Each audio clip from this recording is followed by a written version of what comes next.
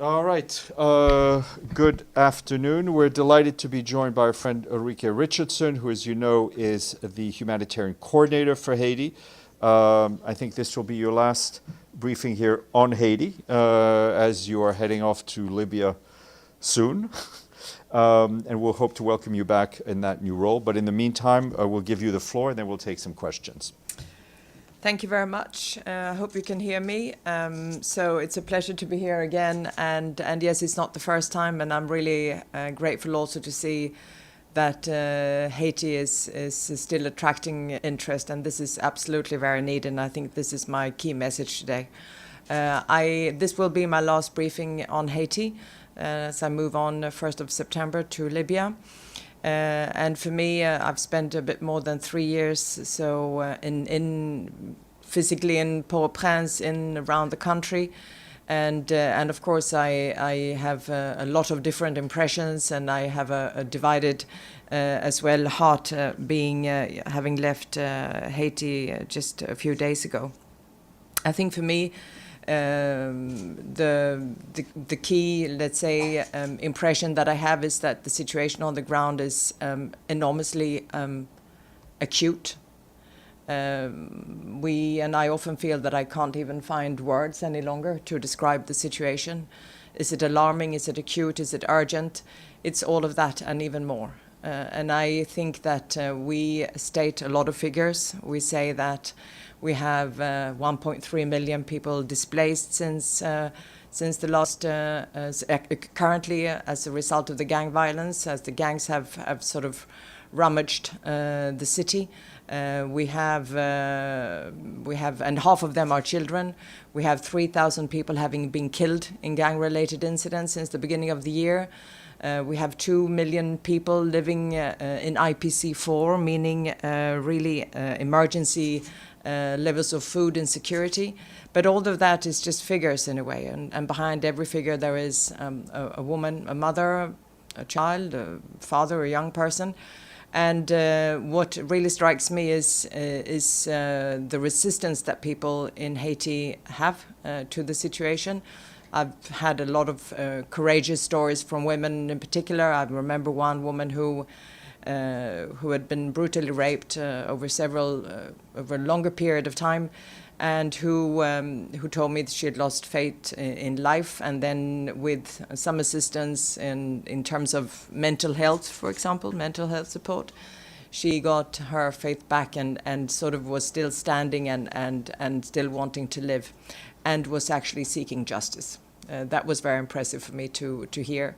But also stories of people abandoning themselves and being really breaking their heart in terms of having to leave people behind as gangs invade their neighborhoods. And these could be people in a wheelchair or an elderly relative that they simply have to leave behind. They can't move with them.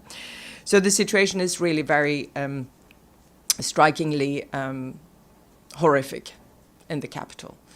And I think obviously children are particularly affected. Particularly we have a malnutrition that is striking.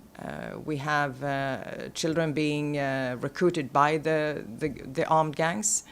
And of course, they fare really poorly. Many of them also, in terms of education, you can imagine years with broken school years. We have generations that have not fulfilled an entire, let's say, year of schooling. And of course, many schools have had to close. Hospitals are only 36%. In the capital of the hospitals are fully functioning. Only, let's say, I think now 2 out of 3 major hospitals are actually out of function. So the situation is really terrible. I think for me, the key message here, Stefan, is and to all of you, is that the most frustrating thing is, well, there are a lot of non-frustrating things. I think the UN, we are on the ground. We've been there on the ground throughout these absolutely worst periods.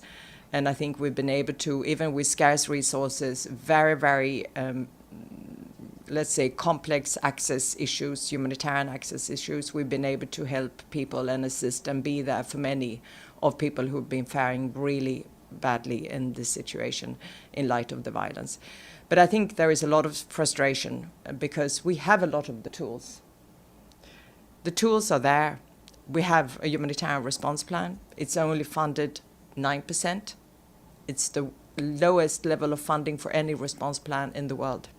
And it's 900 million. We are not talking about the biggest response plan either. So that is, of course, a big frustration. But also we have a sanctions regime that was introduced in 2022. We have an arms embargo, similarly introduced in 2022.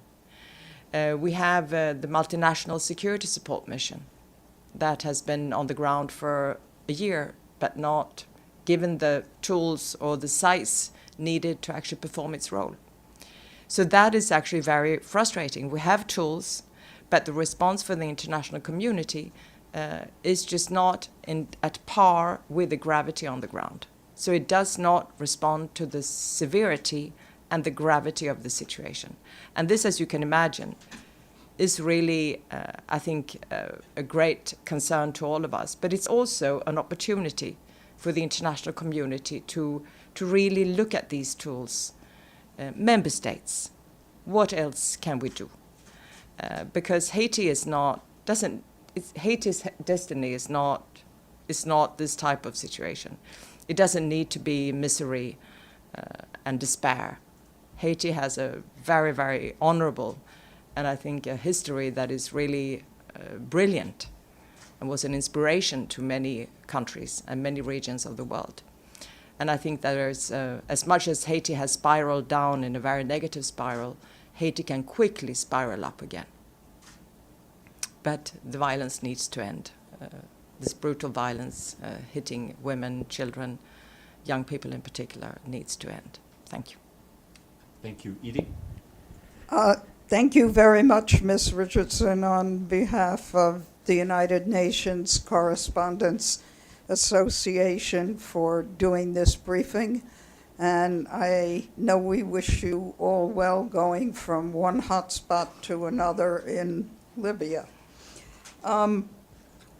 Looking back 3 years when gang violence certainly was nowhere near what it is today, what could have been done differently? And I know you just asked, what else can we do now? What would your recommendation be? Thank you very much, and also thank you for having accompanied Haiti very closely throughout, at least as I recall these 3 years. I think for me, obviously we have to have, I think one is that these tools need to be given the proper support and investment in order to carry out their full mandate. Simply, there has to be a way of stopping arms coming into Haiti.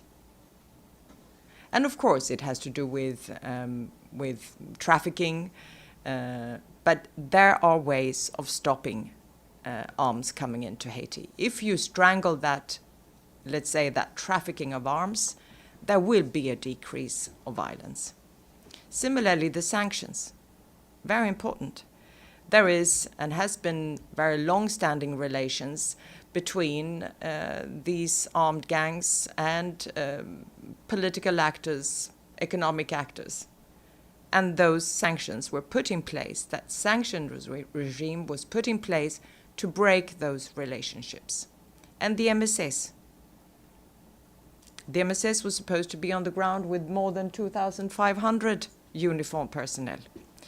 So I think that's we need to use these tools, but we need to also have the presence of mind and of strategic vision to be able to move in parallel on security, the political solution and security obviously very intimately linked, but they have to advance. And similarly, we need to advance on what is stability, on what is actually development, responding to the development deficit that exists in Haiti. Because otherwise we will have the rest of the country possibly risking of plunging into insecurity and instability. So why isn't this happening now? Is it money? Is it political will? Is it both? And why has it been impossible to break this link between the gangs and the political and business elites? I think it's both of what you mentioned. I think it's both real political will at many different levels, as well as funding. We know that the world is facing challenges in terms of funding, and Haiti, of course, very much so. I think the gangs, some of the sanctions have had some impact, which is why I say that it is a tool that needs to be invested in. So the gangs have become more autonomous, meaning in the sense that they depend less on the traditional economic and political actors, although that still exists, and have more now plunged into regional organized crime. Of course, trafficking of drugs is financing some of these operations. Again, trafficking of arms, trafficking of people. So organized crime and that international money laundering, let's say, that also exists, is really something that is now empowering the gangs to be more autonomous. Thank you. Yes, please.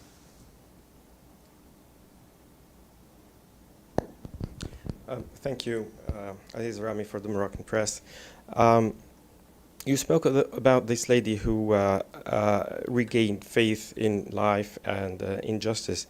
My question to you, after 3 years and now you're going to another position, how optimistic are you that the situation in Haiti will go back to normal, and based on what basis, either whether you are optimistic or not?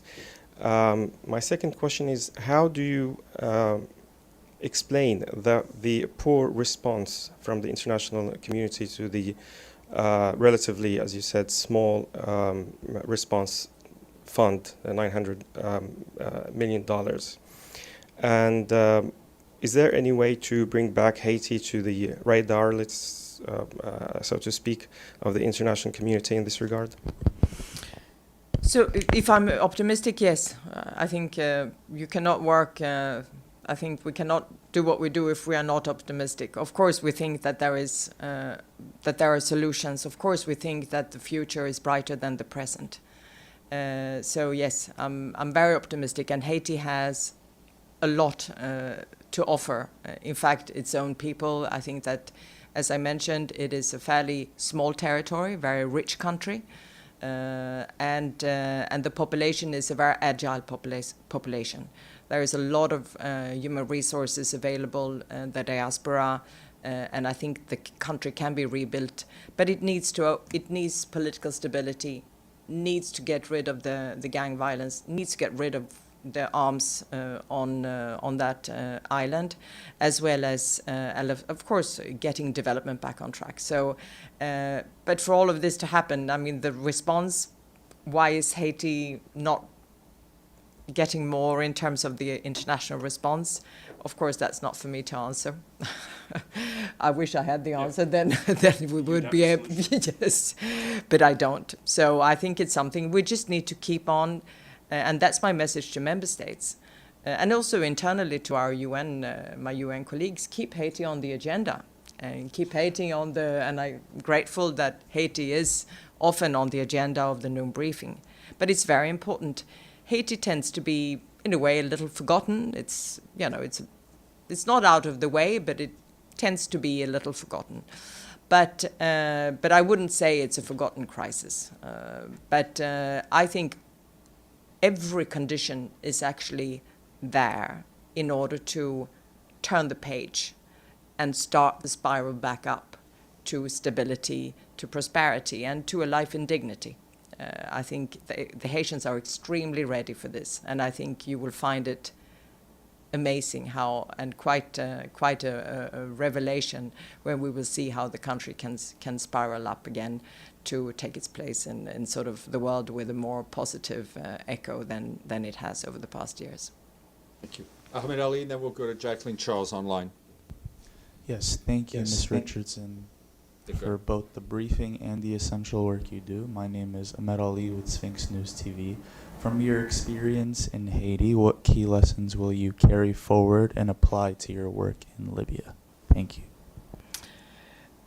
Well, a lot of obviously, I think and I've been working 30 years for the UN, and I think my toolbox is now heavier than ever, and definitely I have a repository of different, let's say, things that work, but also things that doesn't work. And I think as we move forward, we also learn a lot from our failures, obviously.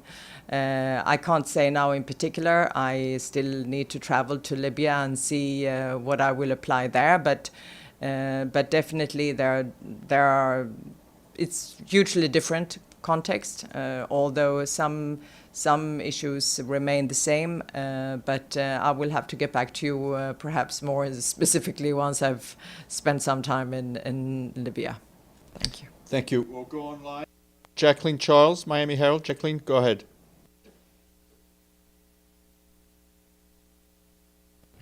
Hold on, I'm going to ask the technicians to unmute you.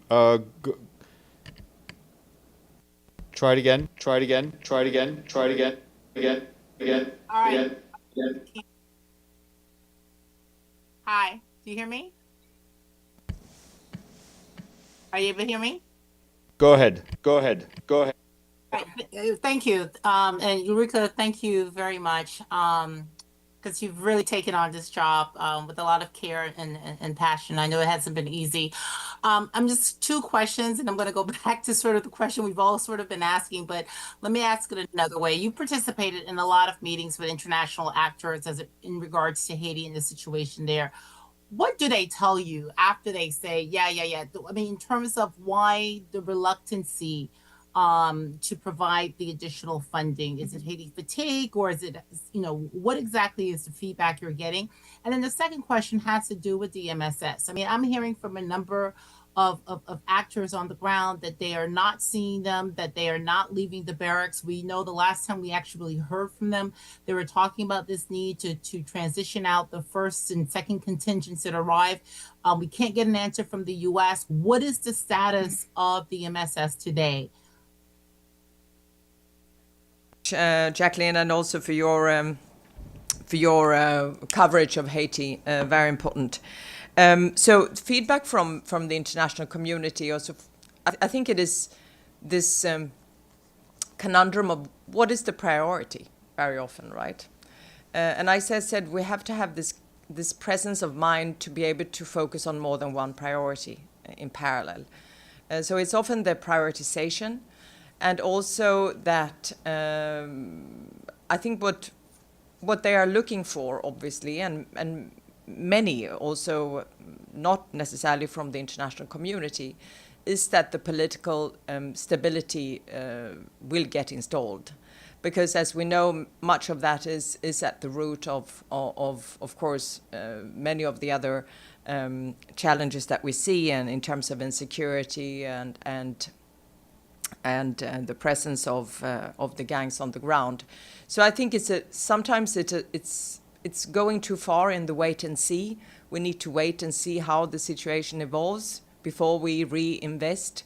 And I say, well, I think time is running out. That's one reaction that I get often. The other one is, yes, but what do we focus on? And I say, well, this is we need to have the presence of focusing on more than one priority. So I think that's often it's not a lack of interest. And that I must say, I've been particularly positively, I think, impressed by the level of engagement of many of the actors. And of course, we call all the time on engagement of the region. And I've seen over the past 3 years a much more important engagement and involvement of the immediate region, but also of the broader, let's say, Latin American region. And I think that is very important. And this is something that we've been encouraging. So that is really a good step forward in my view. The MSS, let's face it, I must say, many of these more or less 1,000 or maybe 900 something Kenyan police officers, very brave. They put themselves in a very, very difficult position in a way that many of them have been on the ground for a year without a break. And these are often mothers or fathers of families that they have back in Kenya. They have not been able to see them. So I think that is a real issue. They need to really do the rotation. But also they were supposed to be more than the double, not only of Kenyans, obviously. This was supposed to be a multinational response. So I think this is the key challenge. And as you know very well, there will be a discussion. There is the Secretary General's proposal to the Security Council of February this year. Still needs to be, let's say, acted upon, responded to, and deliberated on. And I think this is what we are waiting for, because that will also determine, of course, what is the future of the multinational security support to Haiti. So I think this is, of course, we would wish that this happened with a greater speed. But we also know that the Security Council and member states have a lot of issues to handle and focus on. The noon briefing in itself is just let's say, a reminder of that. But we hope that that the seriousness on the ground, the gravity, the severity, is really pushing now the Security Council to look at this proposal and make a decision on what is the way forward. And I think what is very important to look at here is of course that this is Haiti-led, in the sense that it doesn't mean that Haiti alone. It means it has to be Haiti-led, so that the Haitian National Police and also its, let's say, the army is sort of at the forefront, that they are being strengthened in the process. But also that you have the consolidation capacity installed, because once you let's say, decrease violence, the absence of violence necessarily doesn't mean peace. So to turn that absence of violence into a peace dividend needs a lot of consolidation capacity, and this is what Haiti particularly needs once the security, at least minimally, will have been installed in the capital. Thank you. Edie? Just a quick follow-up to Jacqueline's question. When you talked about growing support from the region for Haiti, what kind of support, if any, have you been getting from the United States? Well, I think the United States obviously is very much engaged as part of an international response to the Haiti situation. There are very close linkages between the United States and Haiti, a big diaspora here in the States. And so I think that has been quite significant, obviously. The United States have financed parts of the MSS. And I think that in itself is an indication that Haiti remains a priority to the United States. But it's not for me to say, but at least it's an indication from what I can say. The engagement of the diplomatic presence in Port-au-Prince is, as with the others, very intense. And we talk a lot, we meet and discuss how we can best work together to address the situation on the ground. So I think that's, needless to say, I think that there is an interest in Haiti. It's just a matter of the sense of urgency that needs to now translate into concrete support. Okay. Ulrika, thank you very much. We wish you all the best in your new assignment, and thank you for being here. Thank you.